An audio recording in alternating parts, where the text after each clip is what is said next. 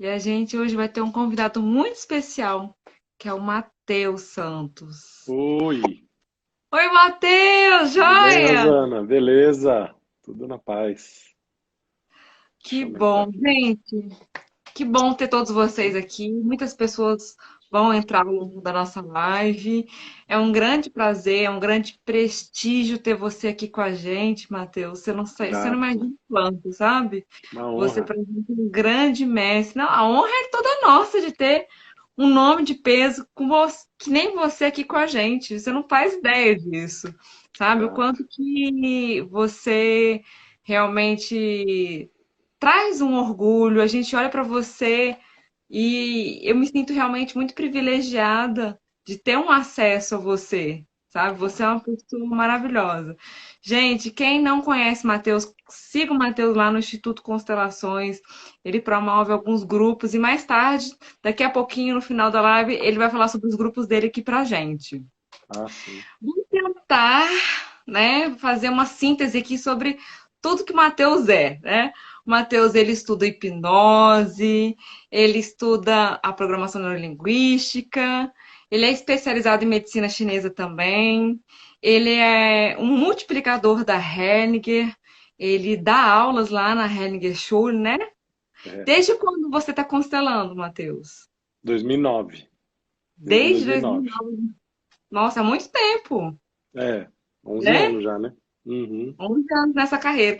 E o Matheus foi uma das primeiras pessoas que eu fui frequentar lá o grupo dele aqui em Brasília e acabei me apaixonando pela constelação familiar. Viu, Matheus? Você é Sim. um dos causadores disso. Grato, valeu. Muito E, gente, grato. hoje a gente está para conversar aqui sobre a saúde do advogado. Então, eu vou deixar nas mãos do Matheus realmente para ele conduzir, porque ele é um mestre nesse assunto. Matheus, hoje mais cedo eu estava até conversando com uma amiga minha Sim. sobre essa questão da doença que a gente tem, e que antes, mesmo já sabendo sobre o campo, sendo uma estudiosa das constelações familiares, eu não respeitava os sinais do campo para mim, né? Hum. Então, às vezes vinha um sinal e aí eu deixava passar, eu não dava bola, e vinha um outro sinal um pouco mais, digamos assim, mais grave para mim, né? E, enfim, eu não respeitava até que eu realmente adoecia de verdade, de ficar de cama, de ficar praticamente interditada para realmente não trabalhar. Então, Uhum. assim, né? Então eu tive que chegar num último estágio realmente que me deixasse na cama. E foi muito curioso o que aconteceu comigo na semana passada. Eu vou compartilhar com você e com todo mundo que está assistindo com a gente.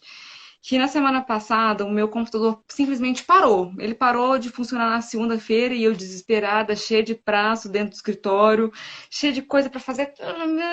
Aí eu, aí no mesmo dia, no final da tarde, eu falei: quer saber de uma coisa? Eu não, o que eu não consigo resolver está resolvido. Tão simples assim, larguei de mão, né? Tentei resolver algumas coisas no computador do meu marido, o computador da minha sócia também parou, o computador da nossa assessora de marketing também parou. Aí eu parei e pensei, gente, isso é um sinal do campo, pra gente diminuir o nosso ritmo, né? Então eu respeitei e ficou tudo bem. Mas é isso aí. Fiz Legal. essas preliminares, mas tá aí nas suas mãos, Matheus. Vamos Grato. lá. Eu Valeu. que agradeço. Vamos lá. Ver o que que vem. Que vem para É, você? o que que vem? Vamos ver. É um tema assim bem interessante, né? Eu, para quem me conhece, eu não sou da área jurídica, né? Sou da área da saúde. E mas eu, quando conheci as constelações familiares e depois, antes de conhecer as constelações, eu conheci o Sami, que é o juiz que começou a constelação familiar. Ele não era juiz na época, nós éramos amigos e a gente conheceu a constelação mais ou menos ao mesmo tempo. E ele seguiu e começou com direito sistêmico e anos depois, em 2015, nós chegamos aí juntos para a Alemanha, onde ele foi convidado pela Hellinger Schule para apresentar o trabalho que ele vinha fazendo dentro do direito, né? E aí começou o direito sistêmico, assim, uma formação de direito sistêmico dentro do Brasil. Então, meu contato com o direito era quase nulo até então. E quando Uhum. ele começou com direito sistêmico, eu quis o primeiro movimento assim da escola Hellinger no Brasil, a primeira formação, e eu quis fazer parte disso e foi muito rico, porque eu tive condições de entrar dentro de um mundo, de uma certa forma, claro, que era desconhecido para mim, de conhecer algumas pessoas do direito, juízes, advogados, promotores, defensores, operadores do direito em geral. E Uhum. por estar em contato mais próximo, pude conhecer algumas coisas nesse sentido, né? E uma Uhum. das coisas que a gente percebe, uma vez que está dentro do direito sistêmico, é a Uhum. relação de cada pessoa com a sua profissão, né? Hoje até eu estava dei uma olhada assim, né? Falei, puxa, advogado, vamos lá. Porque eu gosto sempre de procurar uma coisa diferente para falar. Talvez não seja diferente para os advogados, mas para mim é diferente, né? E uma das coisas que eu vi que advogado vem de advocatus, né? De aquele que é chamado. Esse não, Vocação. de vocação, exatamente. Isso vem da época dos romanos, que ele era aquela pessoa que era chamada para interceder, para facilitar os interesses de uma parte, né? Mas por ter esse nome, tem essa relação com a vocação, porque a pessoa para chegar a ser advogada, ela sente uma vocação, né? Ela sente um chamado. Ela olha para uma imagem assim no futuro e fala: "Puxa, eu quero ser aquilo". Eu tenho, mesmo que a pessoa às vezes não conheça, né, o que que é isso, o que que é ser um advogado, mas ela projeta uma imagem e fala: "Puxa, eu quero ser aquilo lá. Deve ser tão legal", né? E aí isso é uma vocação. Isso é uma vocação, é um chamamento. E É. na constelação familiar, a gente percebe que dentro do direito sistêmico, né, esse olhar sistêmico para a vocação, o que que faz uma pessoa sentir esse chamado? De onde é que vem esse chamado interno? De onde é que vem essa necessidade de realização de um fazer que é feito como uma profissão, né? É. Então, sistemicamente, a gente percebe que muitas vezes isso está relacionado a um fundo sistêmico de alguma injustiça dentro da família. Há uma injustiça dentro da família, mesmo que a pessoa não conheça. Mas o sistema, o próprio, essa consciência sistêmica, vamos dizer assim, essa consciência coletiva, dentro de um dos indivíduos, exerce esse chamamento. E aquela pessoa é tida para aquilo. Então, algumas vezes, quem já conhece um pouco mais de constelação, pode pensar, né, que um emaranhamento é sempre uma coisa pesada, né? É sempre difícil.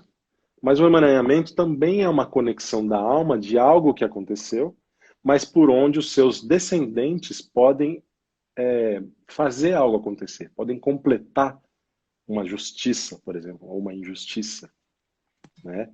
E uma vez que se conheça isso, e se perceba isso, e se reconheça isso dentro de si, a pessoa pode se sintonizar e ver para onde ela vai, para onde ela não vai, quando ela pode se soltar, quando é que eu posso me distanciar disso, ou quando eu posso exercer isso e buscar dentro de mim e dentro da minha história e da história da minha família a força para que eu possa exercer aquela determinada função.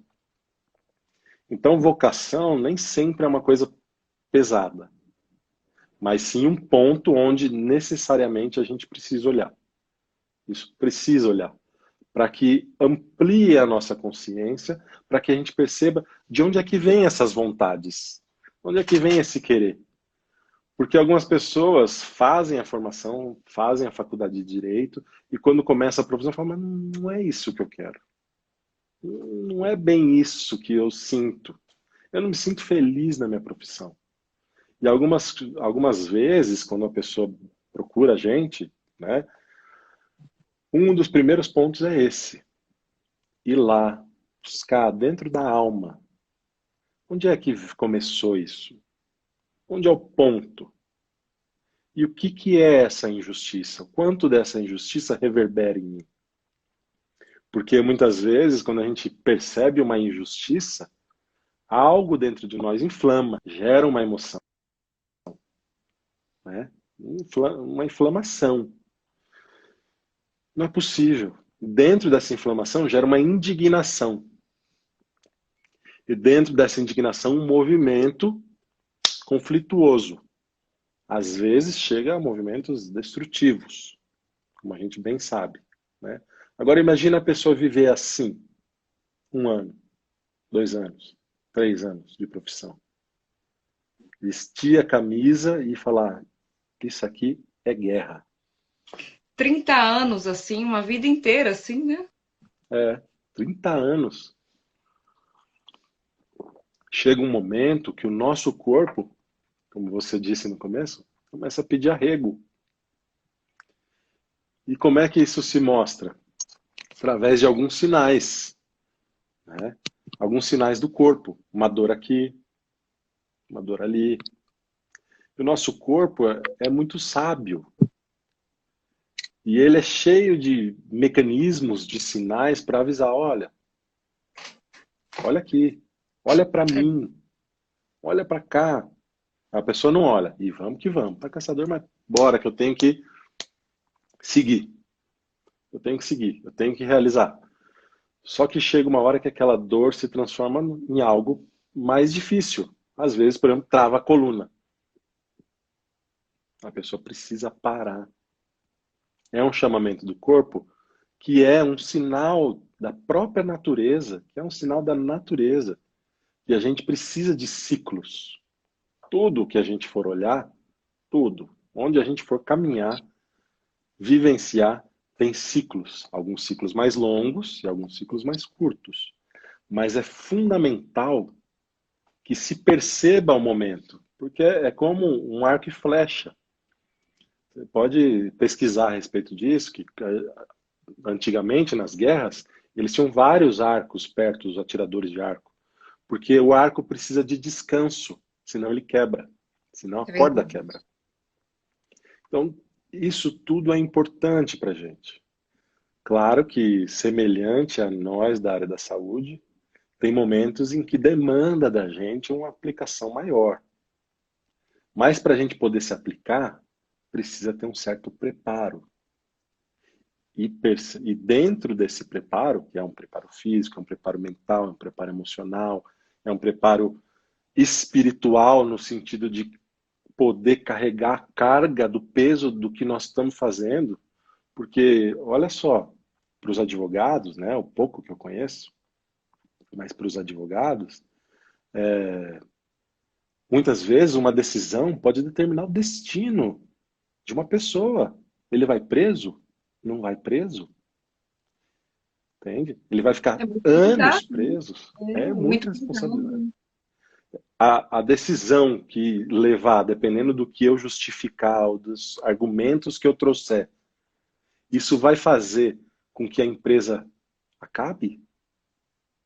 Às vezes, uma empresa familiar de 2, 3 gerações precisa fechar, entende? Então, dentro da profissão do advogado, existe uma responsabilidade muito grande e às vezes pesa e queima, porque exige da pessoa toda a sua energia naquela direção.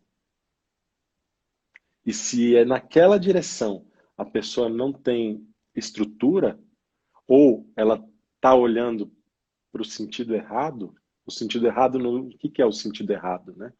A gente fala isso, é o sentido errado. Por exemplo, ele quer fazer para ser conhecido, ele quer fazer para tirar o dinheiro dele e o cliente que se ferre, né? A gente sabe disso, que isso acontece. Ou ele quer, por exemplo, ser o salvador do cliente, e aí ele nem olha para outra parte. Ele olha só para o direito do cliente. Ele internamente, automaticamente, já exclui, porque aqueles são errados. São coisas que tiram a pessoa do seu centro, né? A gente vê, eu converso com advogados, advogados que têm esse intuito de salvar a parte. E por que que muitas vezes um advogado quer salvar aquela parte? Porque muitas vezes, dentro da sua história, aconteceu algo semelhante. Por exemplo, uma mulher que foi abusada por um homem e ela atua numa causa de um abuso. Ela precisa acabar com aquele abusador da cliente. Precisa acabar com ele. É. E, Em muitos momentos, Matheus, eu já me vi também emaranhada com as questões dos meus clientes, muito identificada. E antes eu não percebia o que era isso, antes de ter o conhecimento do sistêmico, né? Eu sim, não conseguia ter essa conexão, não conseguia enxergar. Para mim era muito difícil e às vezes eu chegava a ter raiva da contraparte e do advogado da outra parte também, morria de raiva, ficava dias remoendo aquilo. Um caso mais recente que foi quando eu já tinha formação como consteladora familiar, mas eu fui perceber o motivo pelo qual eu não eu pessoalmente eu pessoalmente me vi impedida de atuar. Foi num caso de um assassinato que aconteceu dentro da própria família e que gerou a exclusão numa parte sucessória. E hum, aí, questão de terra, heranças, coisas assim. E aí caiu para mim justamente uma cliente com praticamente a mesma história que a minha família vivenciou 200 anos atrás. E eu não consegui olhar para essa cliente. Eu não consegui olhar para ela. Para mim hum, foi muito difícil. E aí, quando eu me dei conta disso, eu deleguei a minha função de advogada para uma outra advogada e preferi assim dessa forma, porque para mim foi muito difícil, foi muito pesado. Eu realmente não conseguia ter conexão com ela. Eu não consegui criar uma empatia com ela. Era como se. Foi muito difícil para mim, né? Então, eu realmente, é, nesse caso específico, eu preferi passar para uma outra advogada. Aí, eu comecei a olhar para as minhas próprias questões. Aí, eu comecei a olhar para o meu próprio sistema, entrei em contato. Foi aquele processo de cura interior. Né? Mas é muito legal quando a gente tem esse conhecimento e a gente consegue proceder assim dessa forma, né, Matheus? é, é isso mesmo. É um conhecimento de expansão da consciência, É, né? Que quem não tem acesso não é ah, uma coisa de catequese, não é uma doutrinação, não é isso. São coisas de conhecer e ver se serve, porque às vezes não serve para todo mundo, né? é Esse verdade. conhecimento não tem necessidade de servir para todas as pessoas, mas quando serve, a pessoa consegue aplicar e consegue ampliar, né? É um movimento de soltar, é um movimento Exatamente. de soltar. E esse movimento de soltar, no fundo, é um movimento de ser mais íntegro, mais integral, mais inteirado, né? É uma caminhada. Então, assim, não só por esse conhecimento sistêmico trazido pelo Bert Hellinger, mas diversos outros conhecimentos, né, como PNL, hipnose, que você conhece muito melhor que eu em algumas coisas, com certeza, são conhecimentos onde a gente tem essa capacidade de mudar o ponto de vista.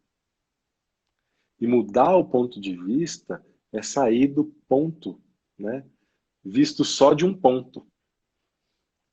E às vezes olhar por diversos pontos e proceder ou criar uma imagem mais inteirada. Porque quando a gente consegue integrar o outro lado e se colocar no lugar do outro, por exemplo, às vezes é até mais fácil da gente encontrar um acordo. Olha, eu sei que é difícil para você, eu sei que te dói, eu sei que você tem uma parte aqui. Como é que a gente pode entrar num acordo? Que na verdade são coisas maiores e menores que é possível mexer, que é como acontece dentro de um relacionamento de casal, né? Como é que nós vamos poder acertar? E aí, dentro disso, é perceber aonde está a dor do outro. Porque a dor do outro nem sempre se trata de uma necessidade de justiça em si. Não é uma coisa assim de fazer a justiça, mas é um reconhecer a dor do outro. É reconhecer. Ah, puxa, realmente, olha, eu não vi, eu não pude ver esses lados. Eu estava envolvido nas minhas questões, nos meus assuntos e não vi a sua dor. E não pude estar presente na nossa casa. E não vi o seu esforço com os nossos filhos, por exemplo. E aí reconhecer isso é o primeiro passo para entrar num acordo. Porque existe esse ponto, né, da profissão do advogado de guerra. De vamos tirar e vamos decepar o que for preciso. Existe. E tem momentos em que isso se faz necessário. Porque não tem acordo. Porque o descompensamento, a descompensação, melhor dizendo, né? A descompensação é muito grande. Muito grande. E existem as injustiças, sim, porque são essas. É como se percebe a descompensação. Agora, isso é interessante de um advogado saber. A minha parte, ela olha para a outra parte como uma criança ferida? Ela só quer tomar, tomar, tomar e nada do que a gente fizer vai resolver? Porque nós vamos ter que entrar com essa ação. Nós vamos ter que tirar essa parte. E depois, nós vamos tirar mais uma parte? Ou isso É, aqui alimenta? Né? é Sim. verdade. Eu costumo dizer que a ação judicial ela também está a serviço. O advogado litigioso, ele está a serviço, ele faz parte. A ação judicial, ela faz parte, ela está a serviço. E às vezes, vou até compartilhar uma experiência aqui com você, Matheus. Lá no início, assim que quando eu me tornei advogada, e eu tive realmente um grande desafio na minha vida, que era enxergar o tradicional, a advocacia tradicional, Sim. enxergar o litigioso com bons olhos. Eu não conseguia integrar isso dentro de mim. Para mim Uhum. era difícil, para mim era muito complicado pisar num tribunal de justiça. E todas as vezes que eu pisava no tribunal de justiça, eu ficava enjoada. Eu tinha vontade de sair correndo para o banheiro e vomitar. Uhum. Eu me passava muito mal. Eu começava numa suadeira, era uma coisa muito engraçada. Começava a gaguejar, começava a suar, me dava dor de barriga, sei lá, era uma coisa muito engraçada. É um sintoma isso, né? E logo no início, eu comecei a estudar mediação de conflitos, aí eu fui começar a estudar sobre a mente humana, sobre os relacionamentos humanos, eu fui conhecendo outras coisas, e aí eu conheci a mediação, a constelação familiar, o direito sistêmico, e pensei, nunca mais eu vou judicializar um processo. Nunca mais. Eu encontrei agora a paz mundial, agora eu sou toda bicho grilo, paz e amor e tananã. E não é bem assim. Isso é uma visão tão infantil que a gente tem, tão infantilizada que a gente tem, que logo depois eu fui levando uma porrada atrás de uma porrada e falei, gente, mas faz parte. A chave é essa.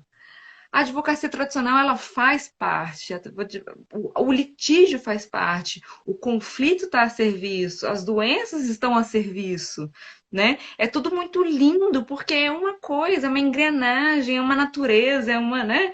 É uma, e funciona assim dessa forma, e tudo bem eu ter que processar, e tudo bem eu ter que partir para o litigioso, e aí eu consegui integrar dentro de mim esse advogado tradicional e litigioso também, porque, como você colocou, em certos momentos chega num determinado instante que a gente não consegue mais prosperar naquilo.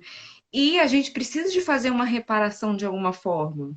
E o Sim, processo judicial, ele está aí, para faz isso. parte para isso, para trazer a outra parte um reconhecimento, uma justiça, uma compensação. É isso mesmo, é isso mesmo. Esses dias mesmo eu constelei um senhor que o filho dele pegou, vamos dizer assim, conseguiu algumas autorizações para comandar os negócios. Só que os negócios eram o pai e dois filhos. E o filho mais velho tomou conta de tudo.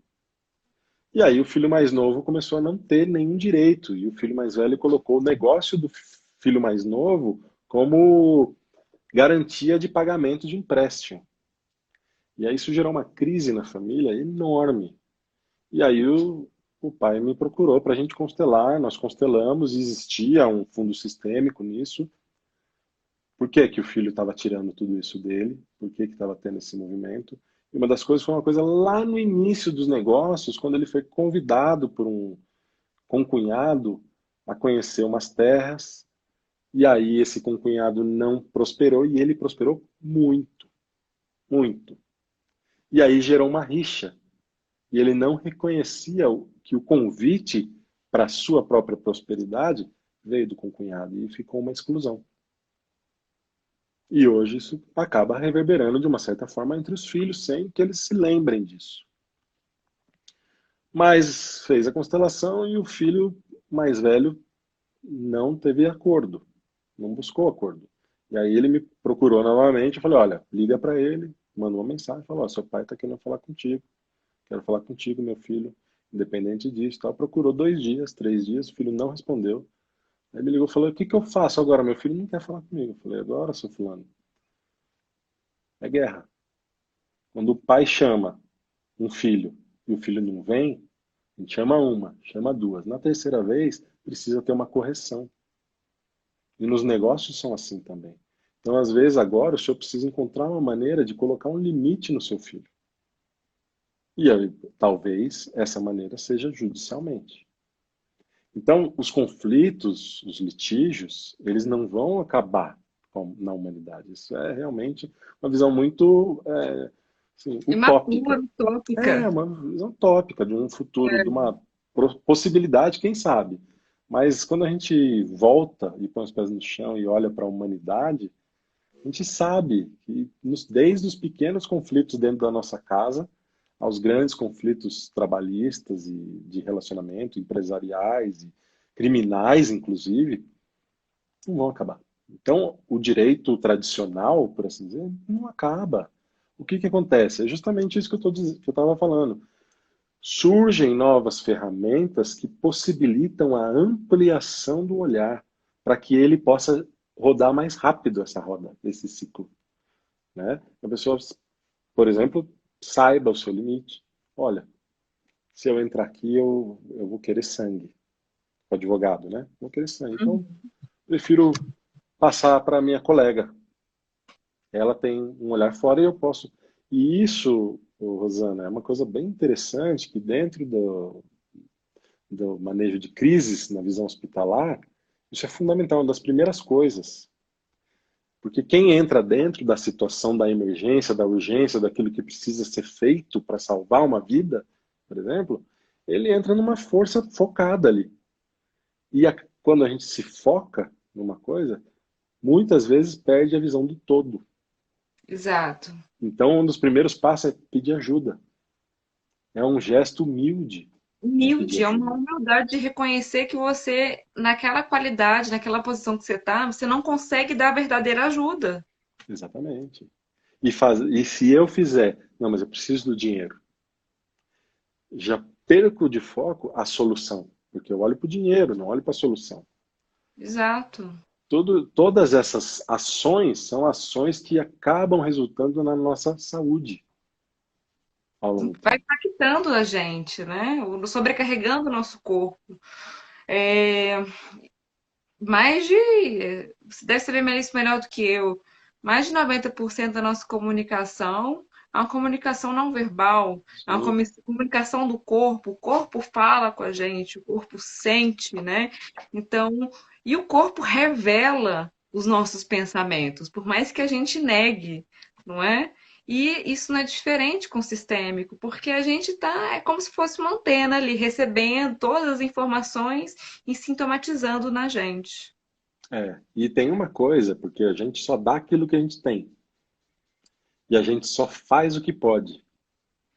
Só faz aquilo que a gente pode, que está dentro de si. E a gente só mostra o que a gente é.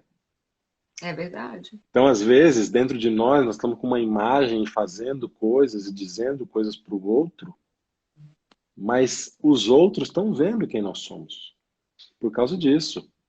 Quando a gente passa a não ser coerente com aquilo que a gente está dizendo, o outro olha, pensa, tem alguma coisa errada aí. Tem alguma coisa errada aí. E aquilo começa a reverberar. E a empatia, né, o rapport desconecta. Desconecta, peraí, tem alguma coisa Tem errada uma aí. conexão aí, tem uma quebra ali, né? Porque a comunicação não verbal. É a comunicação não verbal. E isso é muito utilizado, e tem algumas pessoas que são, vamos dizer assim, os bons profissionais, que eles já têm isso naturalmente, essa pegada. E ele lê o corpo e fala, tem isso aqui. Não, tem alguma coisa aconteceu. Né? E às vezes É, o advogado que tiver isso bem desenvolvido, lá na ação ele vai saber. Ele começa a falar, o juiz torce o nariz, ele muda e vai colocando para poder usar isso. é estudar o comportamento do humano, né? Isso é engraçado, isso é curioso. Porque, É, bom, a gente se relacionando, a gente pergunta, fulaninho, você, você pegou a carta lá embaixo? Sim. Aí assim, né? Automaticamente sim. Aí faz algum movimento com a cabeça e o corpo é, diz que não e a boca fala que sim. Então tem uma desconexão com às essa vezes andrúcia, o né? lado que ele olha, né? Às vezes é o lado que ele olha, você já sabe que ele está criando. Né? Exatamente, você está criando, como é que tá? Como que ele olha, né? Como que ele reage? Já sabe. Isso é um outro ponto, Rosana, que eu acho muito interessante falar disso. Também tem a ver, porque uma vez que a gente conhece tudo isso, né? A gente conhece todas essas ferramentas, essas coisas, essas leituras, e a gente se torna consciente disso, isso se torna um instrumento. E pode ser usado para o Poderosíssimo. bem ou pode ser usado para os benefícios próprios. É um instrumento Entende? muito poderoso. E isso, como todas as nossas ações, geram descompensações. Todas as ações geram descompensações. Descompensações no sentido, a gente faz algo, a gente dá algo, o outro toma algo, a gente fica maior, fica menor, entende? E se a gente fica maior demais, se a gente direciona só para o nosso lado, a gente também sai da coerência do sistema, Exato. porque perde de vista a solução, o sentido da solução. Isso é uma coisa importante, porque ter conhecimento a respeito disso, a respeito do autoconhecimento humano, é uma responsabilidade também, né? É uma responsabilidade. Eu digo É um assim, que presente. a capa do mago, É, é o chapéu do mago, é a roupa do mago. Que a pessoa fica imbuída de um poder, da mesma forma como a roupa do advogado, fica imbuída exato. de um poder que às vezes ele entra dentro daquilo e quer de qualquer jeito salvar o cliente. Seja porque se coloca num lugar paternalista. Deixa comigo, deixa que eu resolvo. Se coloca maior que o cliente, sendo que nossa posição é sempre do menor. É, é isso mesmo. E isso gera uma polêmica dentro da advocacia, né, Matheus? Porque a gente tem aquele ditado: o advogado ele é indispensável para a manutenção da justiça. Sendo que todos nós somos dispensáveis, somos substituíveis, né? E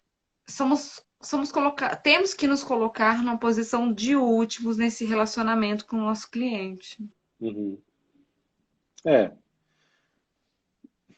isso depende, né? Assim, entra aí as ordens da ajuda, né? Entra Sim, dentro das ordens da ajuda. Agora, o grande lance que eu acho de tudo isso é geralmente ter um passo de empoderamento das partes. E aí entra o ser mediador. Ó, vamos lá, o que que você quer?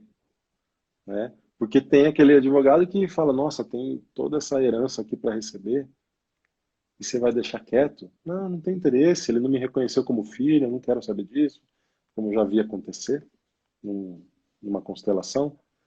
O filho não queria, o filho não reconhecido, o filho fora do casamento, ele não queria uma parte. Mas o advogado convenceu ele a querer, porque o cara tinha muito dinheiro. E aí ele pediu para constelar, para auxiliar isso. E o que surgiu é que o aceitar do filho naquele movimento eram mais para que a mãe fosse reconhecida como uma esposa do pai do que para ter algum benefício financeiro. Mas o advogado olhava para o financeiro. Olhava para o financeiro. E quando ele olhava para o financeiro, para as posses do homem, a outra parte olhava com uma raiva assassina para o advogado. Para o advogado. Então, é uma coisa assim delicada, porque para onde se olha? Qual é o tamanho? Né? Então, assim, ser pequeno, o que, que é esse ser pequeno? Né? Porque a gente fala, às vezes, ser pequeno parece estar até desmerecendo. Né? Mas, na verdade, o ser pequeno é estar a serviço. E É, isso é uma pergunta que eu acho importante para estar sempre feliz fazer. da vida. A quem eu sirvo? A quem eu sirvo? Para onde eu olho? Eu sirvo essa parte? Eu sirvo o conflito? Eu sirvo o direito? Eu sirvo o dinheiro? Né? Eu É, sirvo eu, sei lá, várias coisas. provavelmente você não vai se lembrar dessa constelação, mas por óbvio você faz muitas constelações. Mas eu fiz uma constelação com você sobre, acho que sobre a minha advocacia ou prosperidade, alguma coisa assim. Sim, E vou compartilhar aqui com todos vocês que estão assistindo. O sistema mostrou que a minha advocacia era praticamente eu, era a minha alma. Se confundiam as coisas, né? E era muito questionável para quem eu estava servindo. A quem eu estava servindo? Eu sim, estava servindo a Rosana ou eu estava a serviço do cliente? Quem que eu estava servindo ali, né? E até aquele momento eu estava servindo a própria Rosana. Eu não estava olhando pro cliente. Aquilo ali virou a minha chave de um jeito, Matheus. Tenho que te agradecer imensamente. Porque eu comecei a realmente me colocar, a partir daquele momento, a serviço da vida, a serviço de algo maior. Então, a minha vida deu uma reviravolta muito grande a partir daquele movimento, daquele momento que a gente constelou. Eu tenho realmente que agradecer. E é justamente isso que você está trazendo para a gente. Nós, é, como advogados, nós estamos a serviço do quê? De quem? Né? Do sistema, da vida, ou do dinheiro, ou de si próprio, né? Ou das suas próprias questões para a gente curar. Porque tem isso também, né? A gente às vezes advoga e a gente também procura uma cura no nosso cliente. Tem esse relacionamento, né? tem. Isso tudo é uma maneira de ver a saúde do advogado. Porque a saúde não é uma coisa só corpórea, né? Não é só uma saúde corporal. Isso. Ter saúde é ter saúde corporal, ter saúde anímica, ter saúde no trabalho, transformar uma maneira de vida mais saudável, mais salutar, né? Olha aí, salutar, lutar com saúde, né? É É. uma coisa, é uma coisa assim de das pessoas buscarem uma maneira de ter coerência interior, né? Entre o que eu percebo de mim, a minha saúde física, porque algumas vezes o exercer a profissão também é um escapar da nossa casa, é não estar presente, Esse é era um dos não, meus movimentos também.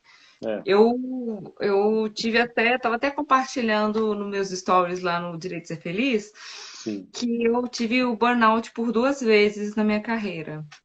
uhum, E nessas 2 vezes eu realmente tive que parar e parar de trabalhar mesmo. E aí tiveram algumas vezes que eu atendia o cliente, eu estava começando a desenvolver uma crise do pânico na frente do cliente e eu tentava controlar essa crise do pânico. Não sei se o cliente percebia, né? Mas eu ali, eu tava. Meus dedos já estavam todos tortos debaixo da mesa. já estava suando, eu estava tendo taquicardia, eu já não sentia mais o meu rosto, eu não sentia meus pés, eu não sentia mais as minhas mãos. E aí depois que o cliente ia embora, é que eu ou chamava uma ambulância ou eu ia dirigindo, tendo um ataque de pânico para o hospital, né? É muito É, assim mesmo. e isso é uma das coisas assim, que isso acontece, né? Mas quando a gente olha sistemicamente, o que está por trás disso? Por que que isso te estressa tanto? Não no seu caso aqui, mas numa forma geral, né? Por que que isso Sim. estressa tanto a pessoa? Porque o que que ela precisa dentro dela concluir, realizar? O que que ela precisa realizar? E algumas vezes é inconsciente, é uma maneira inconsciente de projetar alguém do próprio sistema familiar. E aí, dentro disso, existe um outro ponto de vista também da profissão, que muitas vezes esse fazer a profissão é salvar o pai ou salvar a mãe. E isso é de tal forma, esse eu preciso fazer, que essa pessoa precisa sair de casa, não consegue ficar em casa, porque se eu ficar em casa tô sem fazer nada, eu preciso ganhar meu dinheiro, eu preciso ganhar meu sustento, eu preciso realizar. E se eu ficar em casa, eu tô sem fazer nada, eu não consigo me concentrar. Não, é fora. Porque na minha casa o que tem não é o que eu procuro dentro da minha alma. E no meu trabalho também não é. Mas essa projeção faz com que eu queira realizar, realizar. E aí entra num processo de queima de si mesmo, que é a salvação de alguém que a gente projeta. Isso é uma coisa muito comum, não só na área da advocacia, mas é muito comum. E aí a pessoa precisa salvar. Isso age de tal forma dentro da pessoa que se trata de vida ou morte. E por se tratar de vida ou morte, se eu não fizer aquilo lá, algo vai morrer. Vai morrer. Alguém vai morrer. E aí gera o pânico. Eu tenho que fazer, eu tenho que fazer. Ai, meu Deus. E aí Tem que organizar, tem que uma gerar, vibração, né? gera uma vibração de morte. Alguém vai morrer, alguém vai morrer, alguém vai morrer. E aí a pessoa entra em pânico, porque ela não pode fazer nada. E aquilo é só uma imagem inconsciente projetada ao seu trabalho. Entende? Isso é com burnout, isso é com síndrome do pânico. São maneiras onde a pessoa se queima para realizar algo que é só uma imagem projetada. Que o que ela fizer não vai resolver. E é uma Claro, sabedoria. A pessoa chegar e falar assim: não, peraí, seja o que Deus quiser. Não é sempre que dá para fazer isso, né? Mas algumas maneiras, solta o cinto da espaçonave e é, deixa-se navegar no espaço sideral, é. né? Isso eu consegui conquistar com o tempo. Não foi algo automático, não. Mesmo sabendo da sabedoria do pensamento sistêmico, não foi algo automático que aconteceu comigo, não. Eu ainda demorei um pouquinho para cair,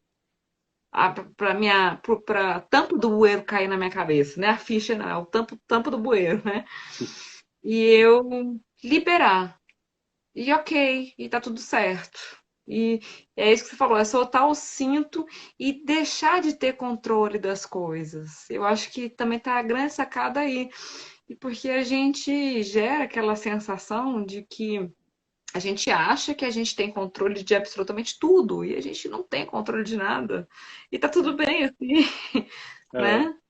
e você vê, isso tudo, por isso que não é uma coisa assim, por mais que você conheça, né, são os É. nossos pontos cegos, são as nossas dificuldades que a gente precisa passar pela vida, por mais que se conheça, para que a gente possa ser mais humilde, Exatamente. reconhecer o próprio tamanho. Né? Isso acontece com você, acontece comigo, acontece, eu acredito que com muita gente. Todos os momentos a gente leva a pancada da vida e fala assim, não, peraí, ó, acorda. Você tá achando que você é bambambam aqui? Não, abaixa aí a crista. É, Aqui a toada é diferente, é. né? E a gente está acostumado a viver num tempo muito acelerado. Eu estava conversando com uma amiga hoje, gostei da tampa do bueiro.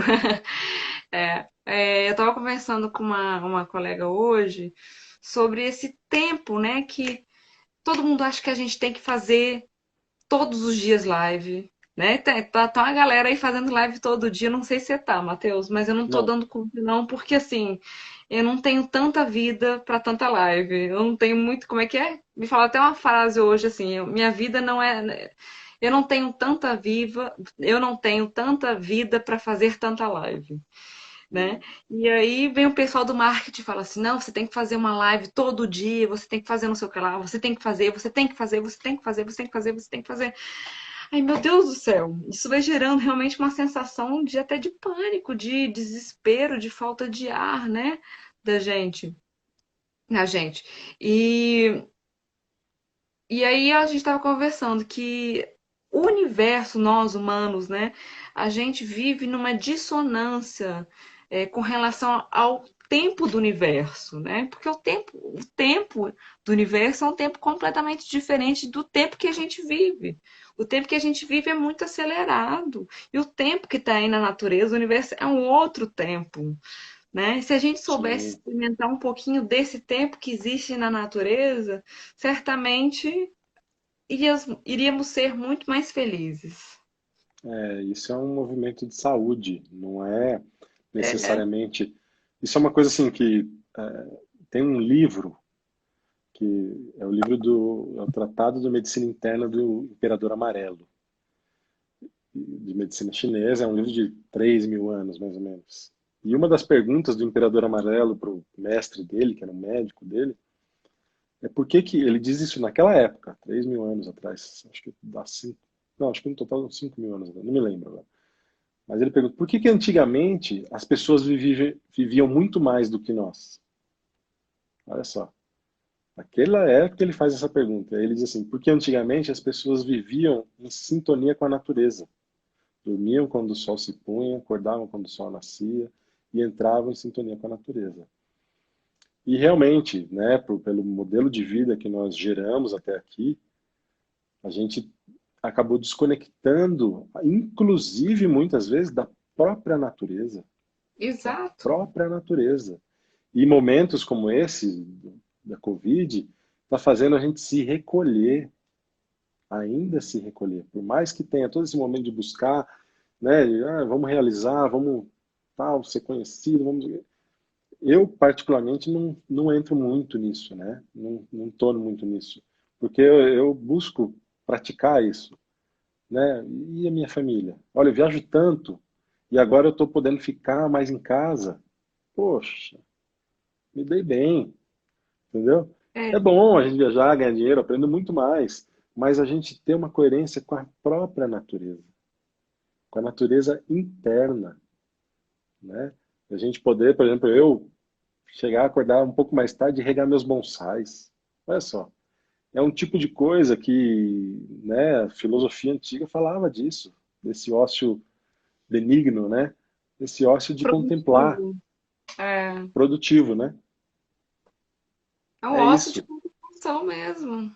de É contemplar, de gostoso. se E aí, sintonizar. no seu vazio, se você encontrar o seu vazio, você está bem no seu vazio, né? E você tem tempo de voltar para a essência, para o seu essencial. Olhar para o Exatamente. céu, olhar para as nuvens.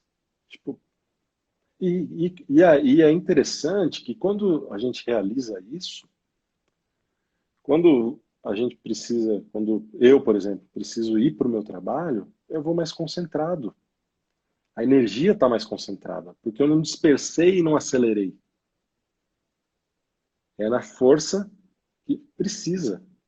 E aí eu até estava contando de um paciente que a gente colocou em assistência circulatória e me deu medo. Eu tive medo demais. Eu dificilmente tinha medo, mas nesse de Covid eu fiquei com medo. Falei, puxa, e agora? E uma das coisas que me veio assim é justamente me colocar a serviço. E ali eu dei todo o meu potencial para realizar.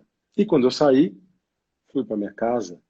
E é uma das coisas importantes que eu tinha pensado em trazer, eu não, até se você puder me dizer o que que você pensa a respeito, que é uma das coisas que a gente fala da nossa profissão, eu sou advogado, eu sou juiz, eu sou biomédico, eu sou médico. E com isso, a gente atrela o que a gente faz a quem a gente é, a um nível de quem a gente é. E às vezes, quando chega em casa, a gente esquece que aqui eu não sou terapeuta, eu não sou constelador, eu não sou advogado. Eu sou marido, eu sou pai. E aí entra no lugar que a gente ocupa, né? Os papéis que a gente desenvolve. E isso também é um caminho para ter saúde, independente da profissão, né? Tudo bem, isso faz parte da nossa linguagem. Eu sou advogado, eu sou médico, eu sou biomédico, eu sou constelador. Mas a pessoa se conscientizar o quanto que ela atrela a um nível neurológico do próprio ser, É, né? Uma identidade dela. é verdade. E isso é interessante, porque a hora que ela chegar em casa, ela pode ser marido. Agora eu sou o Matheus. Agora eu sou pai do Benício e da Estela. É, você fica desnudo de tudo isso, né? De tantos Sim. títulos, e te traz uma leveza muito grande. É, Porque você pode ser você mesmo, quem é você na sua essência, dentro da sua casa, isso. né? Sem carregar tantos títulos. Eu ando muito treinando, eu estou como advogada, eu estou como Ah, aqui, exatamente, Rosângela, exatamente. Eu estou como advogada, eu estou como presidente não sei lá das quantas, aqui eu estou, porque é algo tão transitório e é uma criação da gente, na verdade, é uma utopia tão grande, né? São títulos criados.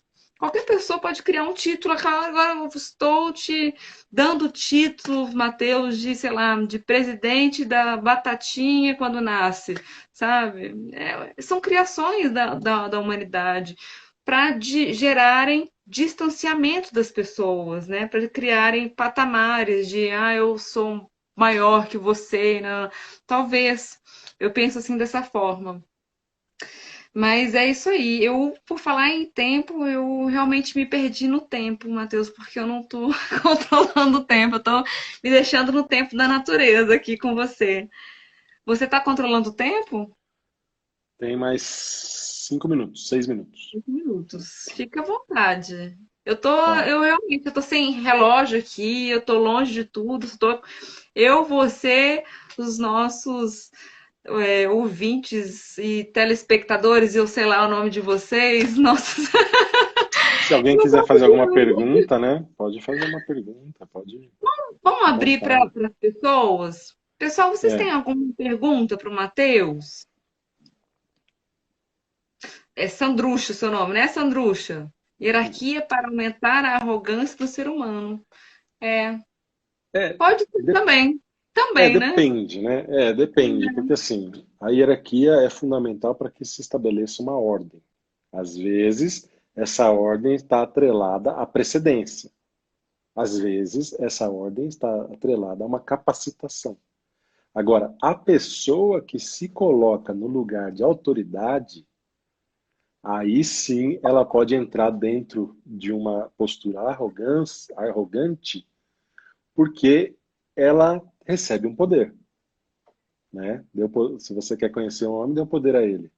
Ela pode entrar. E se isso tiver algo a ver com a sua própria história? Por exemplo, uma pessoa que quer ser maior que os pais, uma pessoa que já tem uma postura paternalista, ou uma pessoa que tem uma postura infantil e quando ela recebe, tá com a bola, fala, não, a bola é minha, é do jeito que eu quero o jogo. Se não for, eu Não levo quer a bola passar para embora. ninguém.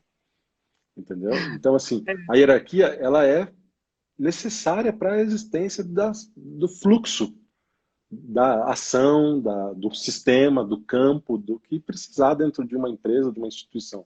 A hierarquia precisa disso. Agora, o que precisa também somos nós que ocupamos o lugar de autoridade, nos colocarmos no lugar da autoridade. E qual é o lugar de autoridade? O lugar de quem serve. Quem serve, exatamente. O Está a lugar de estar a serviço. serviço. Exatamente. E isso é uma humildade superior. Eu aprendi isso com o tempo, levando muita porrada. É, eu É, nem sei se eu dou conta ainda, porque está sujeito. Todos nós todos nós. temos pontos cegos. Mas uma coisa que eu acho fundamental é ter amigos. É Para nos poder se controlarem, né? desconfiar, né? Desconfiar. Porque é aquilo que eu disse. Às vezes a gente só dá o que tem, né? Todo mundo está o tempo todo fazendo o melhor que pode. Todo mundo, porque só dá o que tem. Só faz o que pode, mas só mostra o que é. E algumas vezes, pela própria imagem interna, ela não está enxergando o que os outros estão vendo. E também é uma humildade buscar um conselho de alguém de confiança, buscar para poder crescer junto. Eu É, muitas vezes ligo para alguns amigos e falei, e aí, o que que você achou? O que que você acha? E eu gosto quando me mostram onde eu posso crescer. e os conflitos entre os amigos também estão a serviço disso, Sim, né? Quanto tempo falta? 2 minutos? 2 minutos. 2 minutos. Agora, Matheus, fale sobre os seus grupos, convide as pessoas. Você já tem alguma expectativa de quando você vai retornar? Uhum. Fale sobre o seu instituto e convide o pessoal aí para seguir você. É, a gente tem o Instituto Constelações, que a gente faz trabalho de constelação familiar. Eu procuro sempre, desde que eu comecei, fazer o máximo possível próximo do que eu conheço do Bert Hellinger. Eu pude ver o Bert Hellinger fazendo, da Hellinger Schule fazendo. Foi como eu aprendi a fazer. E a gente divulga o trabalho nesse sentido, de estar direcionado e acompanhando a fonte, não necessariamente a fonte, a pessoa do Bert Hellinger, mas a fonte que o Bert mostrava estar em conexão, né? E esse é o grande lance do trabalho.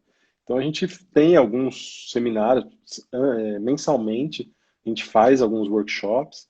A gente tem uma ideia de um curso que a gente deu ano passado, foi bem legal, de desenvolvimento pessoal sistêmico, que são 4 pilares da vida para as Legal. pessoas crescerem, que é família de origem, empresarial, prosperidade, dinheiro e profissão, saúde e relacionamento amoroso. A gente viu 4 pilares para as pessoas se desenvolverem. Mas a gente ainda não tem assim uma previsão de começar. Nós vamos esperar esse segundo semestre para ver quando que liberam. Então a gente vai começar com os workshops. Os atendimentos individuais a gente tem feito. Eu já tenho feito presencial. Algumas pessoas estão procurando. Tenho feito presencial, tenho feito online também. Online as pessoas têm me buscado assim e a gente está fazendo. Então, Olha, eu tenho gostado muito do online. eu também. É um desafio novo. Eu, É, eu tinha um jeito, assim, eu não era muito a favor, mas eu abri, tenho atendido pessoas da Europa, de outros lugares, assim, tá e auxilia. abrindo, assim, É, tá muito bacana, né? é, Mas é isso, acho que a gente está finalizando. legal. Matheus, eu quero te agradecer imensamente a sua presença e compartilhar com a gente toda essa sua sabedoria. Quero te convidar para um repeteco aí mais para frente, próximo mês, para a gente fazer uma outra live com algum outro assunto interessante aí. E eu agradeço todos vocês que estiveram à noite aí com a gente, compartilhando um pouquinho do espaço, do tempo de vocês aqui com a gente, viu? Um grande beijo, Beijo, valeu. gratidão, Até a viu? próxima. Um Valeu, beijo, grato. beijo, Ju. Tchau, obrigada Aqui. por tudo, gente. Obrigada pelo apoio. Beijo para Valeu. vocês. Boa Beijão. noite. Até mais. Tchau,